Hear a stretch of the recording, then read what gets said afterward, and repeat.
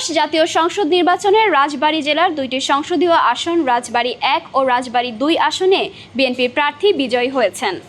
রাজবাড়ী ১ আসনে বিএনপি মনোনীত আলী নওয়াজ মাহমুদ খোয়ম ১,৫৪,৫৪১ ভোট পেয়েছেন এবং রাজবাড়ী ২ আসনের বিএনপি মনোনীত হারুন অর রশিদ ২,৩৭,২৫৪ ভোট পেয়ে বিজয়ী হয়েছেন।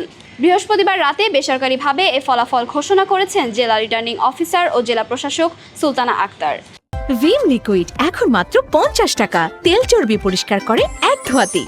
রাজবাড়ী ১ আসনে বিএনপির প্রার্থী আলী নওয়াজ মাহমুদ খোয়ম ১,৫৪,৫৪১ ভোট পেয়ে বিজয়ী হয়েছেন। তার নিকটতম প্রতিদ্বন্দ্বী বাংলাদেশ জামায়াতে ইসলামীর অ্যাডভোকেট মোহাম্মদ নুরুল ইসলাম ১,০১,০৯২ ভোট পেয়েছেন। রাজবাড়ী ২ আসনে বিএনপির প্রার্থী হারুন অর রশিদ ২,৩৭,২৫৪ ভোট পেয়ে বিজয়ী হয়েছেন। তার নিকটতম প্রতিদ্বন্দ্বী জাতীয় নাগরিক পার্টির এনসিপির জামিল হিজাজি ৬৭,২৯৯ ভোট পেয়েছেন।